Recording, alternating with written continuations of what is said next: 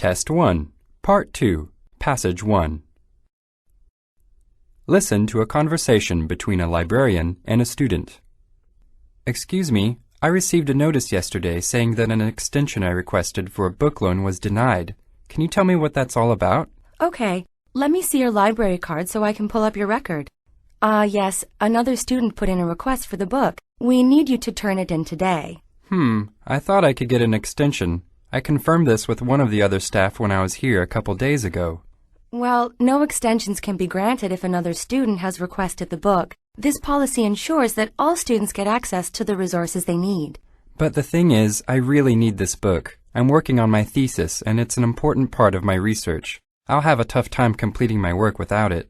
I'm sorry, I really am, but it's the library's policy. If we didn't have these sorts of rules, some people might not get the books that they need. I guess that makes sense. Rules are always made for a reason. Hey, I've got an idea. We don't normally allow this, but how about I try to get special permission for you to go upstairs to the copy center and photocopy the specific chapters of the book that you need? The manager has been known to make exceptions for thesis students in the past. I mean, I certainly understand the trouble you're going through. I was a student here once too, you know. It's the least I could do. Okay, sounds like a plan.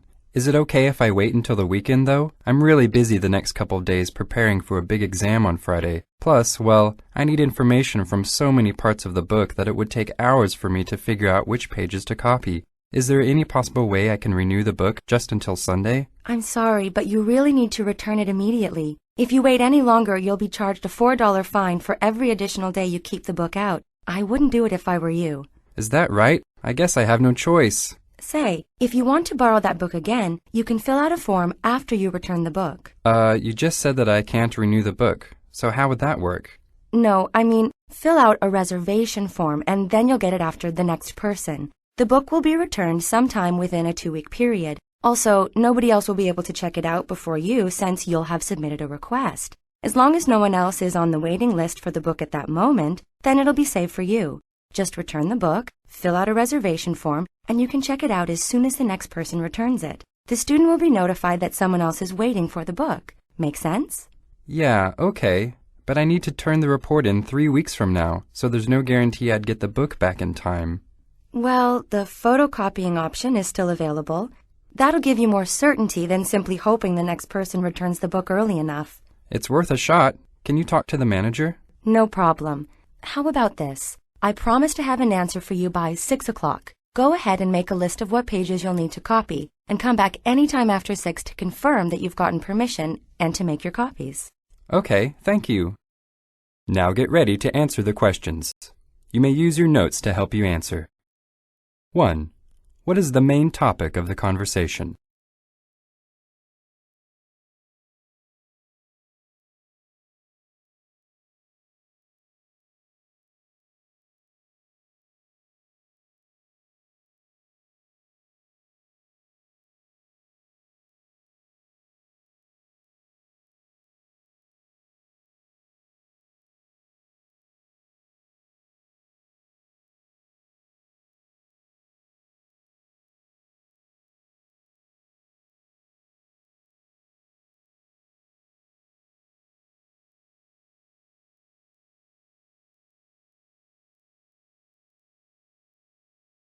Two. Why does the librarian request that the student return the book?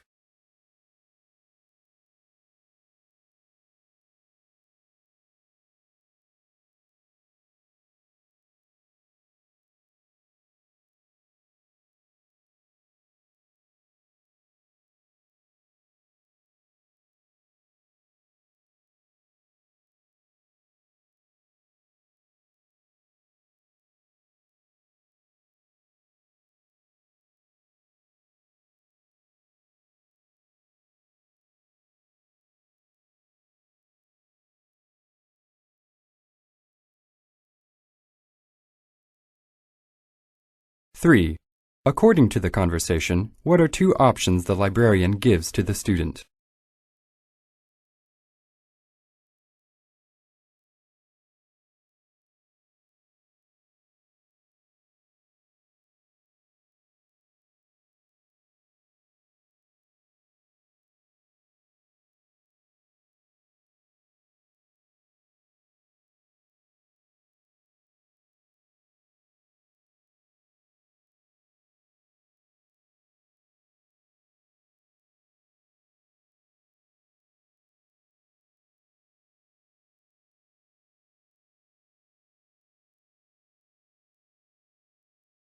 4.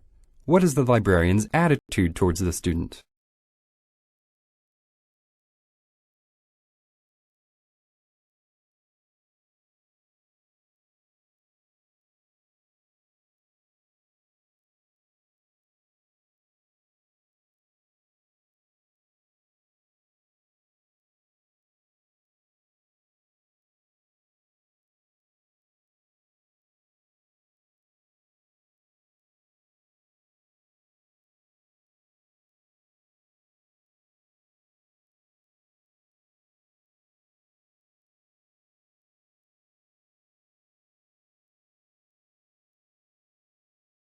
Listen again to part of the conversation.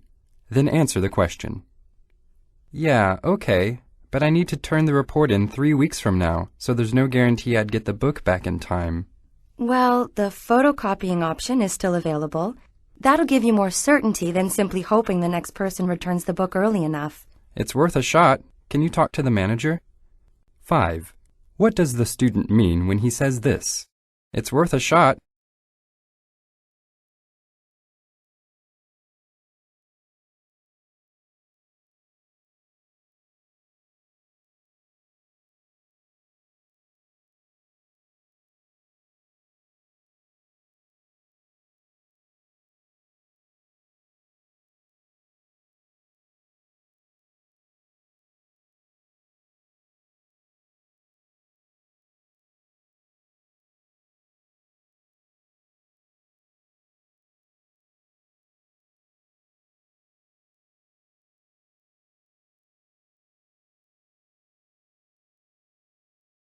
Test 1, Part 2, Passage 2. Listen to part of a lecture in a business class. So, in our last class, we spoke about public relations. Just to quickly review, we said that public relations involves activities that create a positive opinion among consumers about a company or a product. And why is it so important for a company to maintain a good relationship with the public? Anyone? If the company doesn't have good relations with consumers, it will be much harder for it to sell its products. Yes, that's definitely true. Without good PR, a company might lose significant market share. Now, all companies run into problems now and then, and, of course, the public relations team should try to minimize any damage to the company's reputation caused by these problems. But sometimes a situation may require more than just public relations work. You see, if a company doesn't act quickly to manage a minor problem, well, it can quickly turn into a real crisis. Let me give you an example. A food manufacturer makes potato chips. Then, in 2 separate incidents, people find insect parts in packages of chips. The media picks up on it. The company doesn't respond until the second complaint, and then a company spokesperson accuses the consumers of lying. But soon, insect parts are discovered in more of the company's chips, so now no one believes the company. Next thing you know, angry consumers are organizing a boycott. Here's my question. When did the problem become a crisis? When the spokesperson accused the consumers of lying? Right. And was there some other way the company could have handled the problem? It should have tried to make things right, instead of pretending that the problem didn't exist. Absolutely. So you see, it started out as a relatively small problem, insects in a couple of packages of potato chips. But the way the company dealt with the issue turned it into a real crisis. When it became clear that the company was in denial about the situation, people stopped buying the company's products. So that leads me to today's topic. What can a business do to prevent full-blown crises and maintain consumer faith in its products? The answer is crisis management, which is a systematic approach that involves the whole company, not just public relations team. Oh, I think I know what you mean. The company could have had its quality control people look into the issue. Good. And keep in mind that crisis management doesn't just minimize fallout from a difficult situation. This is because when crisis management is applied in the right way, it can actually improve the company's reputation and make the company stronger. Is that possible? I mean, for crisis management to actually strengthen the company? Well, why don't we look at the insects in the potato chips problem, and you tell me how the company could have used crisis management to turn the problem around. As I mentioned earlier, the company was slow to respond. It even falsely accused its customers of lying, and that's when things started to get really bad. Customers started to boycott the company's products. Now, let's look at an alternative approach, one where crisis management is applied. What would you do if you knew you had messed up and you knew it was your fault? Admit my mistake and apologize. That's right. That's the first step, and you do it quickly before the problem gets out of hand. Take the example I mentioned earlier. The CEO or a very visible company spokesperson should issue a profuse apology, and to show that the company regrets what happened, it should issue a product recall. Gather all the packaged chips and destroy them. What does this put in the consumer's mind? That the company's thinking about public safety, not profits. Exactly. That's why you issue a recall. You show that you're willing to forego profits because the consumer is more important.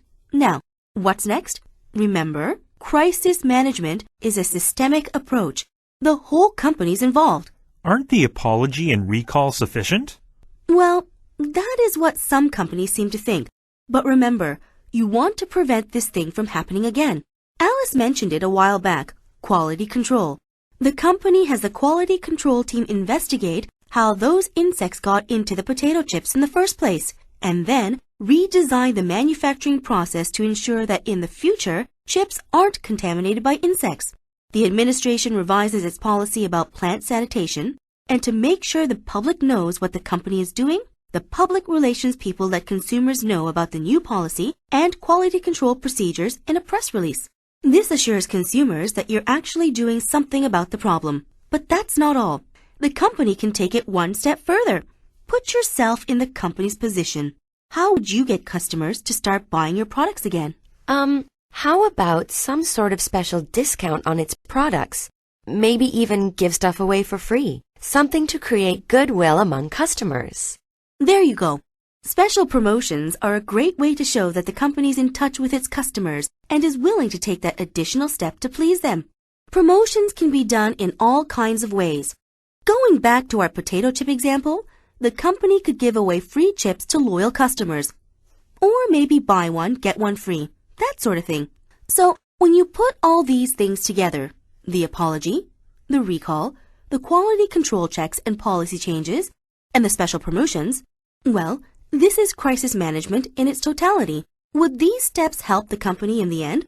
I'm willing to bet that within a year of initiating crisis management, the company's profits would increase to at least the level they were at before the problem occurred. And more importantly, the company's reputation would be even stronger because the public would know how much it cares about them. Now get ready to answer the questions. You may use your notes to help you answer. 6. What is the lecture mainly about?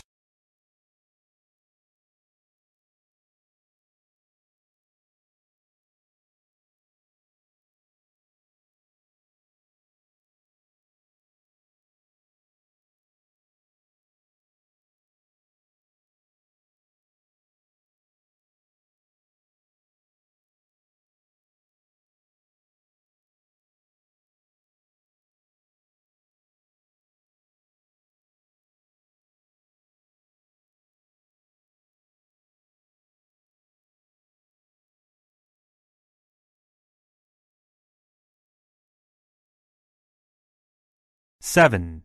According to the professor, in what way is crisis management a systemic approach?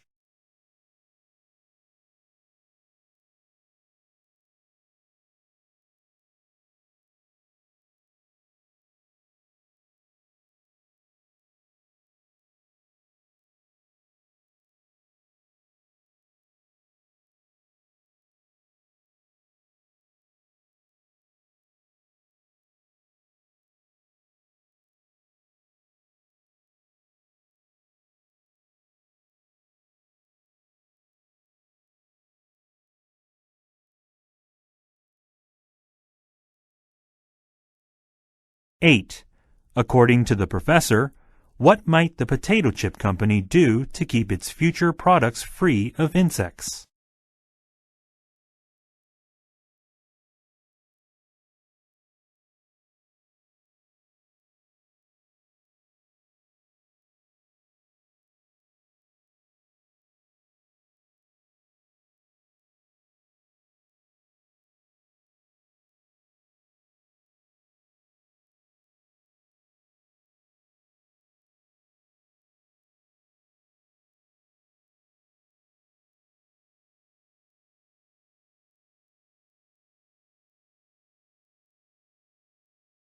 Listen again to part of the lecture.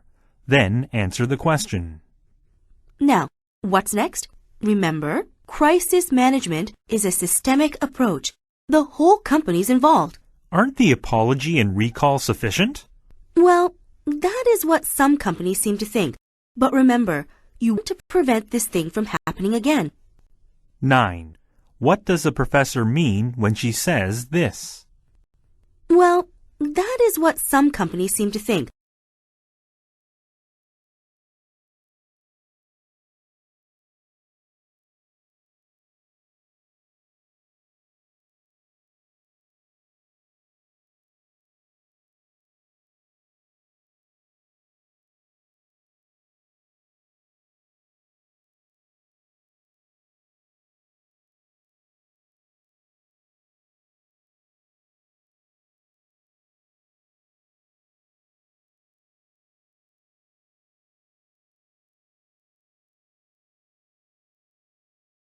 Ten.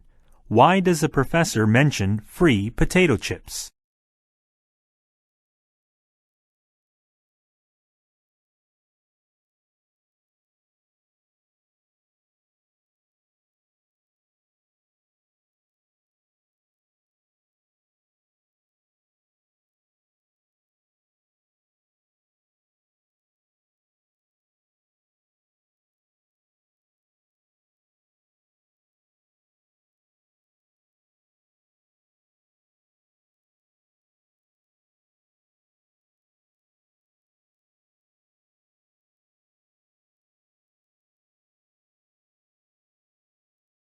(11) In the lecture, the professor describes the steps in crisis management. Indicate whether each of the following is a step in the process.